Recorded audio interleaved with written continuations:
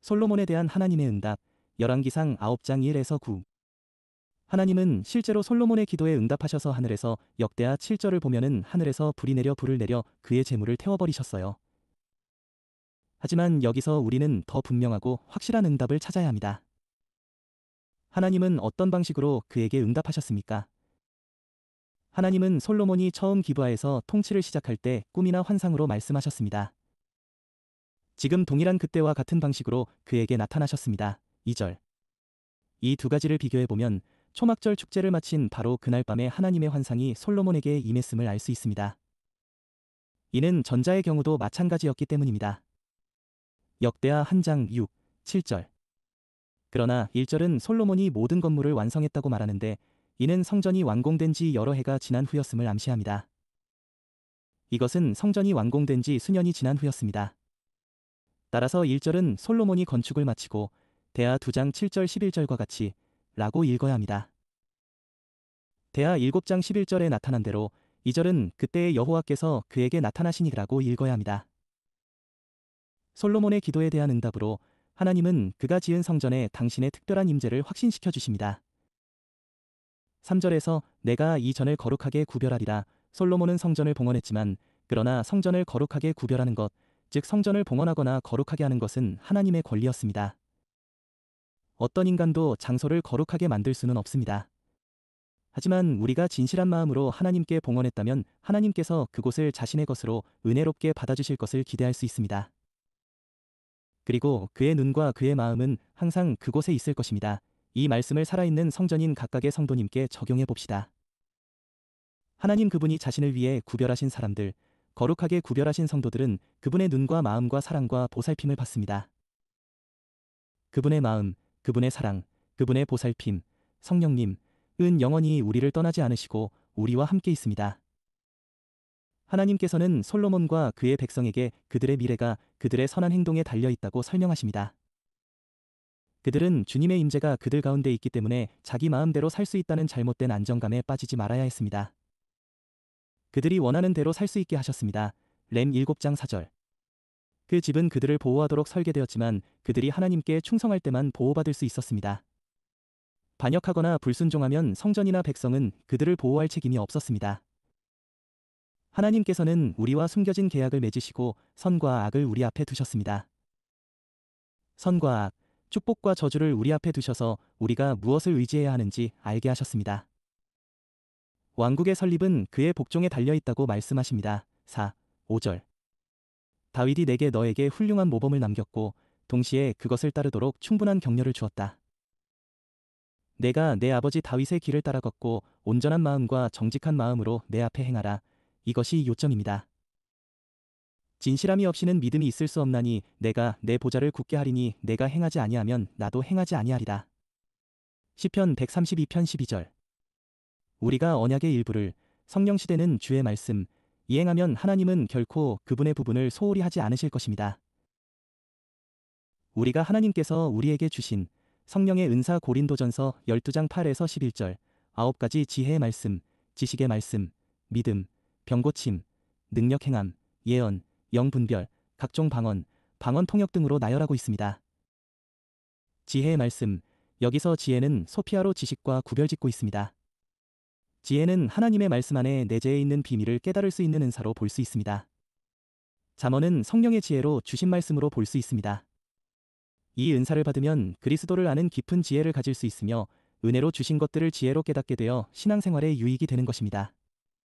지혜의 말씀의 은사를 받은 사람은 많은 사람들에게 하나님의 뜻을 알 수 있게 하는 말씀을 전함으로 신앙적인 유익을 주는 것입니다. 지식의 말씀, 지식이란 그노시스로 하나님을 아는 지식을 말합니다. 이 지식은 예수 그리스도를 아는 일에 필수적인 지식이기 때문에 모든 그리스도인들은 어느 정도 이 지식을 가지고 있다고 보아야 합니다.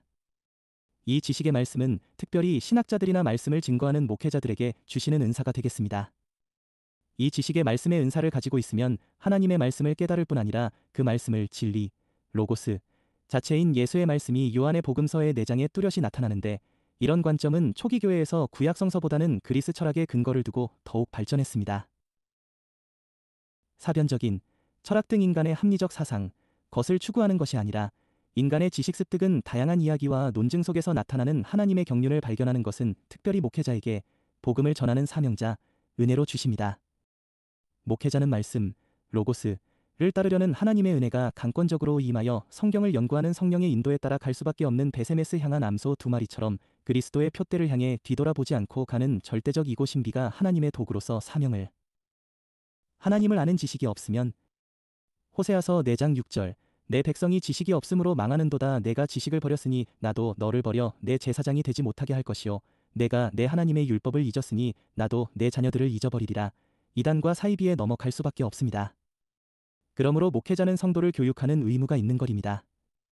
사실상 신약은 성령 시대이고 복음의 시대이기에 성도는 제사장이요 그리스도의 복음의 주인공으로서 틈틈이 복음의 지식을 위해 간구해야 합니다.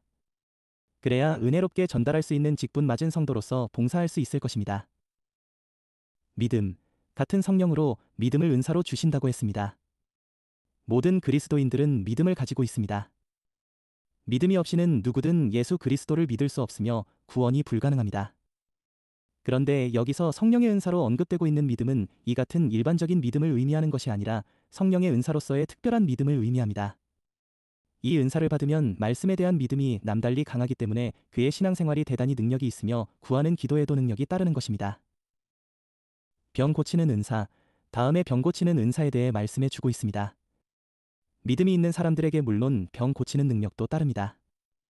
그러나 이런 일반적인 능력인 것이 아니라 성령의 은사로서의 신유의 능력을 나타내는 것을 말합니다. 초대 교회 사도들에게는 이런 은사가 있었습니다. 그리고 그 당시 이런 은사는 즉각적이며 온전한 것으로 나타났었습니다. 그러나 지금은 이런 경우는 드물고 의료행위가 불가하거나 불가항력적일 때 하나님이 일방적으로 주시는 보편적 사랑, 이 하나님의 권능의 나타나심을 보여주시면서 치료해 주십니다. 치유의 은혜는 거듭난 성도라면 누구에게나 임해진 것입니다. 즉 영적 치유는 예수 그리스도의 은혜로 거듭난 자에게 이미 치유가 내재돼 있고 그것은 점진적으로 나타날 수도 광음보다 빠르게 빛으로 임하는 하나님의 절대적 은혜입니다. 아무리 유명한 목사 또는 병 고치는 은사가 있다고 해도 그것은 사단의 행위가 있다는 것을 명심하시길 바랍니다. 성도가 직접 하나님과 1대1로 기도하면 무엇이든 다 들어주는 것입니다. 너희가 내 안에 머물러 있고 내 말이 너희 안에 머물러 있으면 너희가 무엇을 구하든지 다 그대로 이루어질 것이다. 요 15장 7절. 이미 성도는 그리스도와 연합되었고 제사장이며 각자가 교회이기에 예수님이 하신 일보다 더 큰 이적을 할 수 있다는 믿음을 가지시길 바랍니다. 능력 행함의 은사, 10절에서 어떤 이에게는 능력 행함을 은사로 주신다고 했습니다. 권능이나 능력이 나타나는 은사입니다. 그러므로 사람이 가진 카르스마의 은사와 구별되어야 합니다. 이것 또한 성령 시대에는 성도라면 특별히 때에 따라 하나님의 은혜로 남다른 능력을 받아 기적적인 역사도 일으키며 하나님의 권능 행하심을 보여주는 은사입니다. 그러나 이런 은사가 지금 어떤 형태로 나타나는지 잘 알 수 없습니다. 이단과 사이비 임파테이션으로 그루밍하여 뺏고 훔치는 행위는 저주받은 것입니다. 예언의 은사, 다음에 예언의 은사에 대해 말씀해 주고 있습니다. 이 예언의 은사는 프로페테이아로 하나님의 계시를 다른 사람들에게 전달하는 은사입니다. 그 당시 이 예언의 은사는 하나님께서 교회를 가르치시기 위해 주신 큰 은사로 보았습니다. 그런데 이 은사가 성경이 없었을 당시 하나님의 뜻을 전하는 역할로서의 은사로서 성경 66권, 특별계시로 예언의 은사는 성경으로 종결되었습니다. 이 예언의 은사는 개인적인 신상의 기륭을 예고해주는 그런 의미에서의 은사가 아님은 분명합니다. 그러므로 성도는 하나님의 인도, 순리에 따라 이끌림을 받기에 믿음에 순종하여 점술과 요행적 사수를 금지해야 합니다. 사울이 엔돌의 무당에게 찾아가 점을 보았고 그는 저주를 받았습니다. 영들 분별함의 은사, 다음에 언급된 은사가 영들 분별의 은사입니다. 성령의 역사와 악령의 역사에 대한 올바른 분별은 대단히 중요합니다. 특히 초대 교회 시대에는 성경이 없었기 때문에 이런 은사가 필요로 했습니다. 지금은 이 은사가 말씀을 통해서 말씀의 기준에 의해 분별할 수 있습니다. 방언기도, 다음에 방언의 말함의 은사를 말씀해 주고 있습니다. 각종 방언이란 방언이 여러 가지로 나타난다는 뜻입니다. 방언은 성령의 말씀하시게 됨을 따라 내 영이 하나님께 간구하는 기도라고 했습니다. 방언 기도는 자신에게 유익을 주는 기도입니다. 방언 기도는 하나님이 기도할 바를 알게 하시기에 긴 시간을 하나님께 기도하고 응답받을 수 있습니다. 각종 방언들 통역함의 은사, 사도시대에는 각 나라의 말을 통역할 사람이 아주 드물었습니다. 그래서 외국어를 말하고 통역의 은사와 함께 오거나 각자에게 나타났습니다.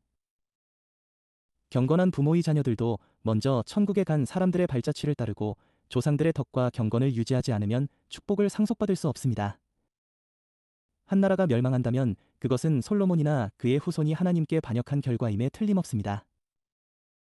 너는 이 일을 알고 내 가족과 백성에게 알려서 그들이 훈계를 받도록 하라. 즉, 너희가 나를 따르는 것에서 멀어지면 이것은 이렇게 읽어야 한다고 생각합니다. 나를 숭배하는 것을 포기하고 내 제단을 버리고 가서 다른 신들을 섬기면 이것이 바로 언약을 어기는 죄입니다. 6절.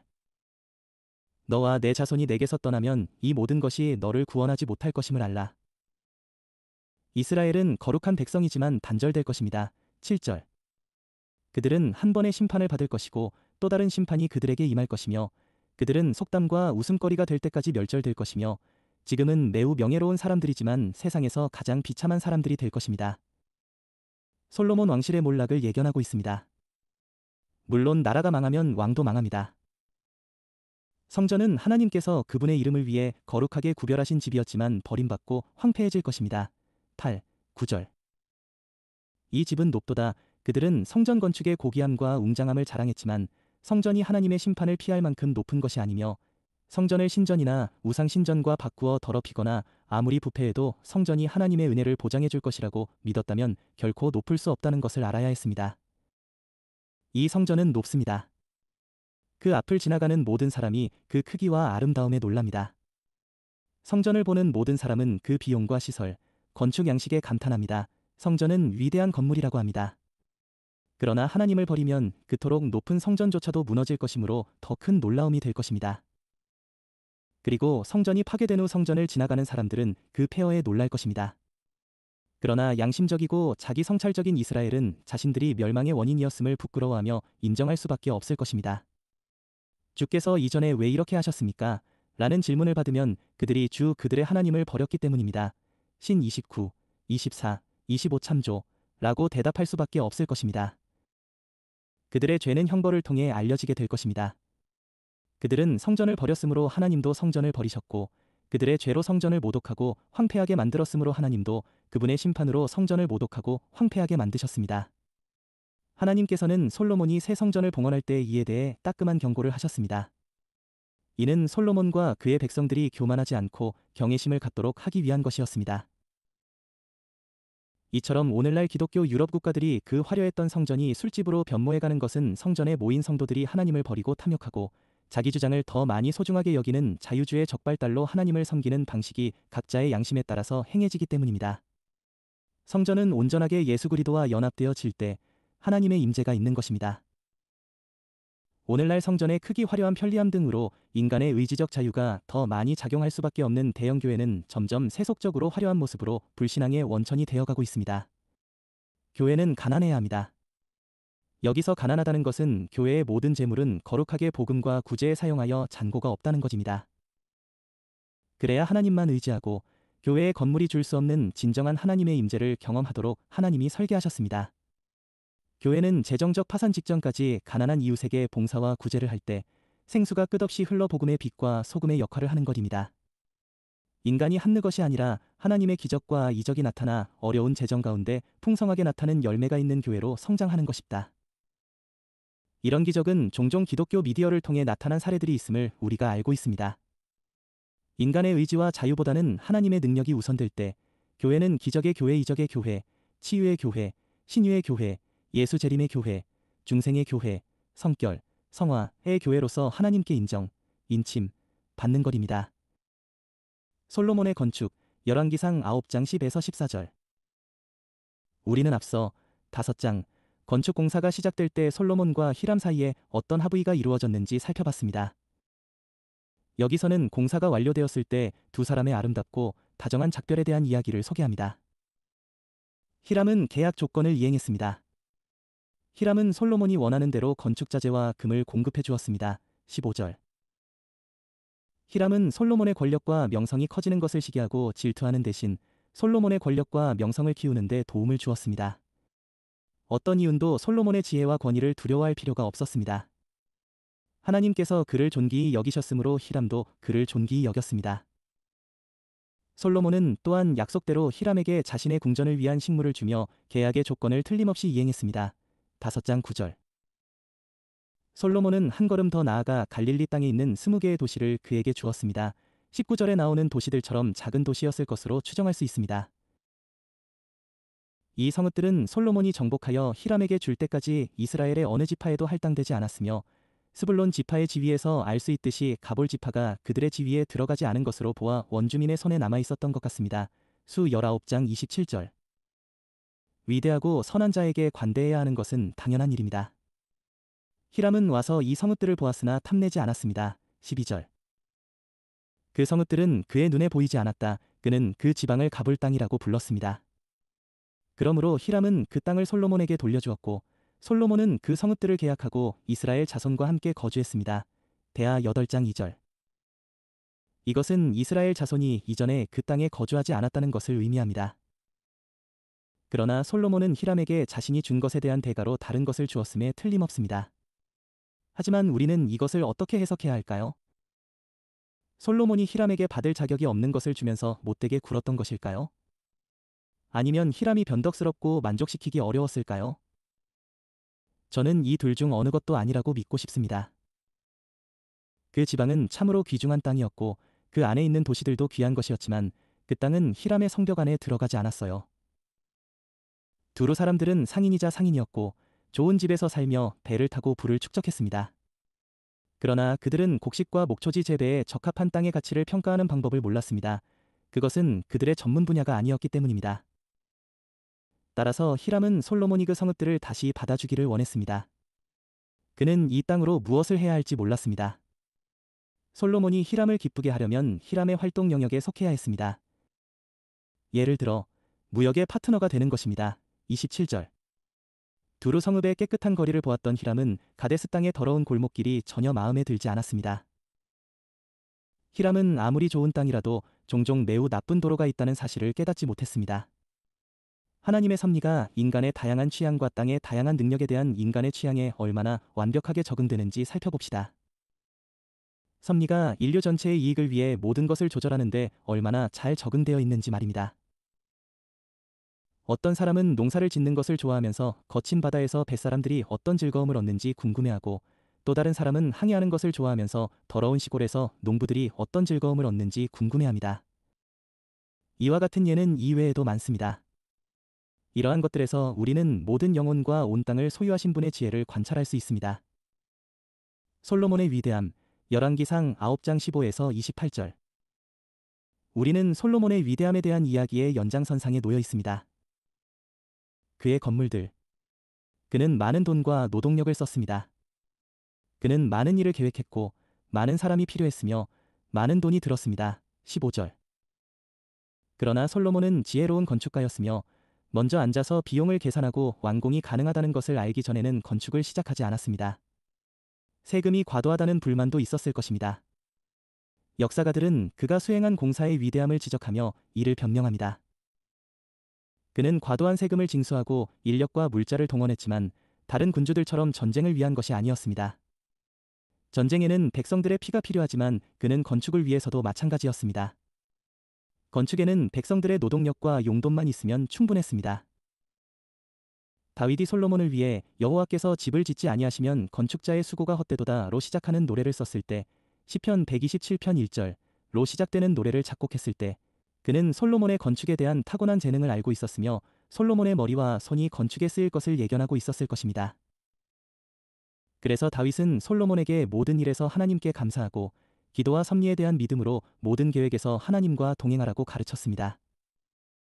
그리고 솔로몬은 실제로 그의 경력을 올바르게 시작했습니다.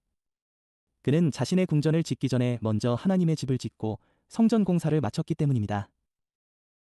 그러자 하나님께서 그에게 복을 주셔서 다른 모든 건축 프로젝트도 순조롭게 완수할 수 있었습니다. 우리가 하나님과 함께 시작하면 하나님도 우리와 함께 진행하실 것입니다. 첫 소유를 그분께 드리면 나중에 더 풍성하고 위로가 되는 소유를 소유하게 될 것입니다. 마태복음 6장 33절 그런즉 너희는 먼저 그의 나라와 그의 의를 구하라. 그리하면 이 모든 것을 너희에게 더하시리라. 솔로몬은 교회를 먼저 세우고 나서야 궁전과 도시, 성벽을 지을 수 있었습니다. 경건한 목적을 위해 계획을 끝까지 미루는 사람은 자신의 이익을 바라보지 않습니다.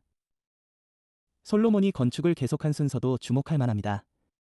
먼저 경건한 종교를 위해 하나님의 집을 짓고 자신의 편의를 위해 궁전을 짓고 아내를 위해 집을 지었습니다. 아내를 위한 집이 준비되자마자 그녀는 그 집으로 이사했습니다. 24절.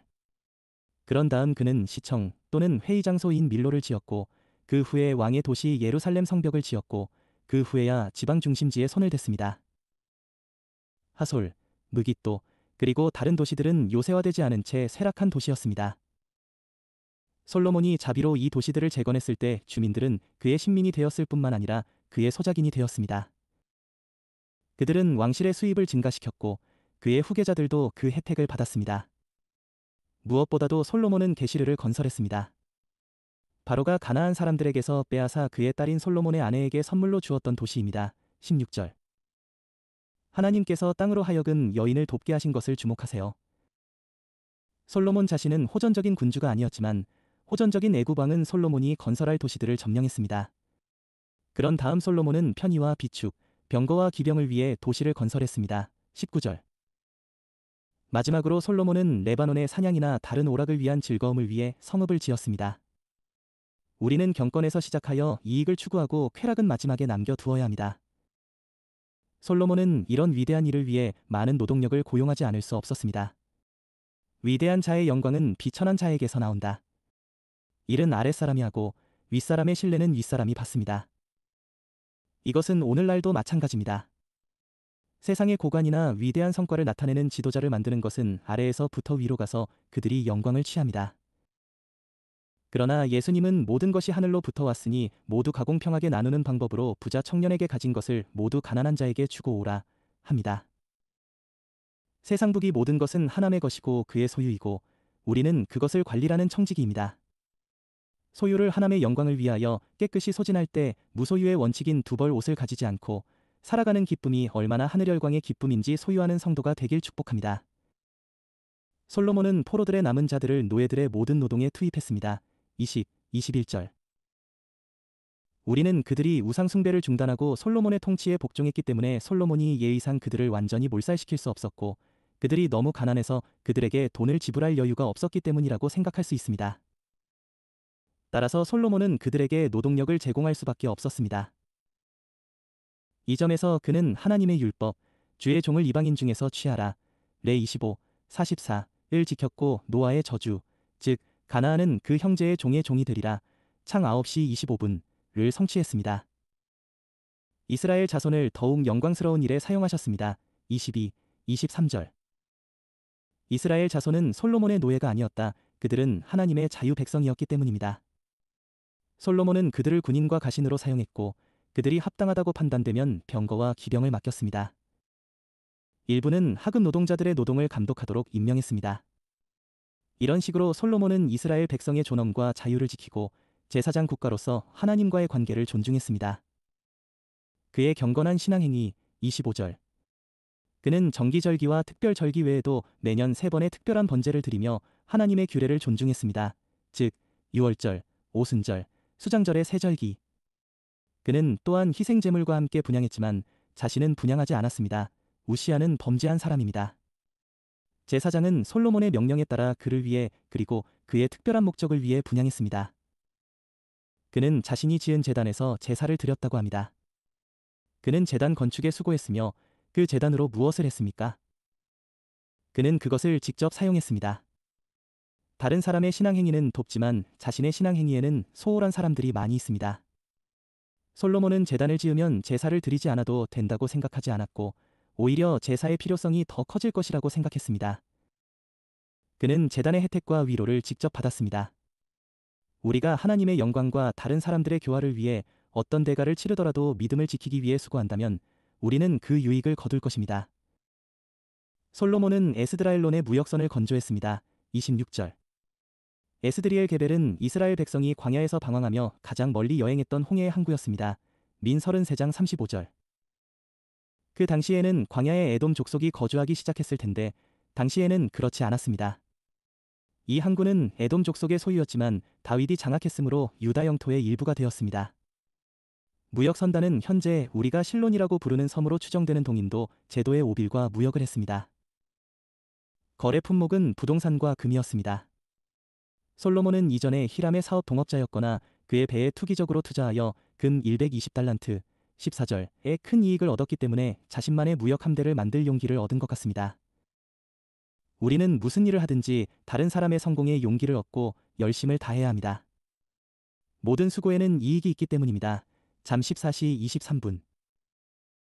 솔로몬은 자신의 종들을 대리인, 상인, 화물 관리인으로 보냈지만 바다에 익숙한 티롤 사람들을 뱃사람으로 고용했습니다. 27절. 이처럼 한 민족은 다른 민족을 필요로 합니다.